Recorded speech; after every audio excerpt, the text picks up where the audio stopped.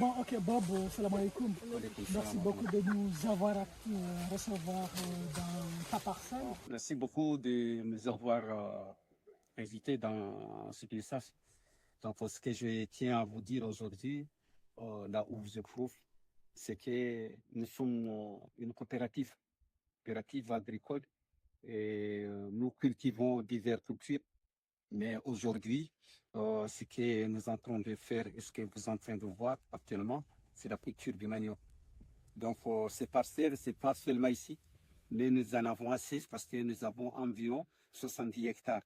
Donc, depuis ici jusqu'à là-bas, sont tous des terres. Donc, pour plaindre, mais le problème ici, c'est qu'ils n'avons pas assez de moyens. Et pourtant, encore ici, l'agriculture au Comore, c'est pas une agriculture avancée. Et quelle variété aussi? Combien parler de Valacum de Bobara? Donc, voilà, c'est parmi les membres des coopératives. Voilà, c'est M. là. Bonjour. Allez, des autres, bon, ils sont là-bas, ils vont venir peut-être après. Donc, nous, ici, on a plusieurs variétés de manioc. Mais les manioc, ici, au Comores, on les appelle en fonction du milieu où ils se trouvent. Donc, ici, dans notre parcelle, nous préparons des semences de manioc, bien sûr. Donc, nous avons donné des noms à ces variétés. Par exemple, cette manioc ici, nous l'avons nommé le coco. Coco, cela veut dire qu'il va rester assez longtemps. Donc, coco, c'est quelqu'un ou quelqu'un qui donne des générations et des générations, voilà, qui donne plusieurs générations. Donc, on l'a nommé coco. Donc, si quelqu'un vient ici pour prendre des semences ici dans notre champ, leur donner que, attention, ça s'appelle coco. Je peux le laisser jusqu'à 2 ans. L'important, c'est qu'il reste dans un milieu nettoyé.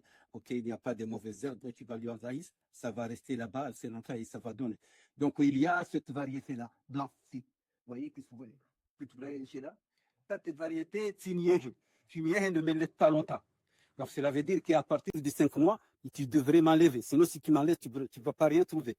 Donc là, ça s'appelle signé. Donc, ce variété, on l'a donné du nom comorien, signé. C'est le nous. Non, c'est pas pour les autres, mais si quelqu'un veut ici pour le prendre, on a prévu ce nom-là. Est-ce qu'au point de vue production ou... Oui, oui, exactement. Par exemple, l'autre variété en bas, que vous voyez là-bas, cette variété, elle s'appelle Vunadjema. L'appelle Vunadjema. Ça a une grande production. Ça produit beaucoup.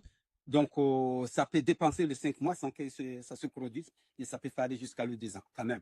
Donc, on l'appelle Vunadjema parce que ça produit beaucoup. C'est quoi déjà le choix du manioc? Pourquoi vous avez pas fait, je sais pas, du maïs ou... Donc, voilà. Ici, le choix du manioc s'est fait par rapport à la nature du sol. Parce que ici, ce qu'on se trouve là, c'est un sol argileux.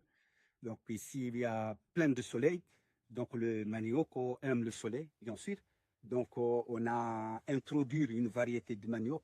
On voit comment ça pousse par rapport aux autres cultures. Donc, et en plus, ici, ça demande de l'eau. On n'a pas moyen de faire l'irrigation. Donc, c'est la raison pour laquelle on a choisi le manioc pour l'instant. Mais après, on va vous faire pour les autres cultures si les moyens se présentent. Et l'association, c'est combien de paysans environ? Environ, on a 20 personnes. On n'a pas encore eu d'aide, seulement la Chambre d'agriculture qui nous a financé pour le labour et l'achat des semences. Bien sûr, on a acheté des semences là, manioc, parce que maintenant, au Comores, les manioc, les semences, on achète, nous serons au manioc. Et nous avons acheté des semences de manioc, bien sûr. Donc, c'est un partenaire, c'est lui qui nous a financé ça. Mais à part ça, c'est nous qui se débrouillons. Qu'est-ce qu'il y a comme maladie sur le manioc? Qu'est-ce que vous avez comme problème sur le manioc? Le manioc, il y en a des problèmes parce qu'il y a encore il a du virus. Le virus, cela veut dire qu'il a de... Mais ici, je ne vois pas. Il est en train de se mouiller comme ça. Donc, on est en train de l'enlever. Mais ça, c'est pas ce genre de... C'est pas ça. Sur le futur, vous envisagez juste pour l'autosuffisance ou vous envisagez à grande échelle? Bien sûr, c'est la raison pour laquelle nous avons dit qu'on a à peu près 70 hectares. 70 hectares. Dit ça, on n'en pas. Mais depuis ici, peut-être qu'on va passer beaucoup de temps pour aller jusqu'à là-bas. Ces terres sont là.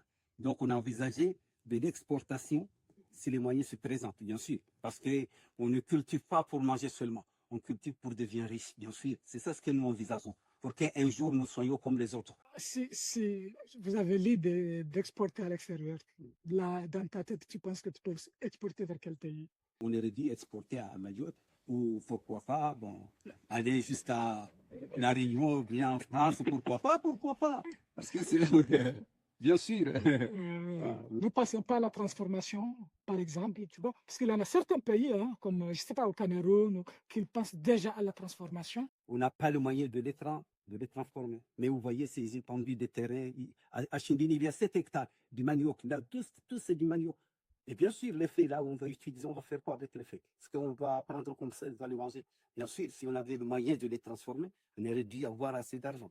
Mais tout ça, bon, on a pas assez de moyens, voilà, on voit tout ça près de se disparaître. Bon, franchement, merci beaucoup, hein, merci beaucoup de nous avoir reçus. Et voilà, on vous souhaite bon courage. Merci. Bon, en tout cas, côté technique, vous connaissez déjà l'Inraps. Au cas où il y a une question, voilà.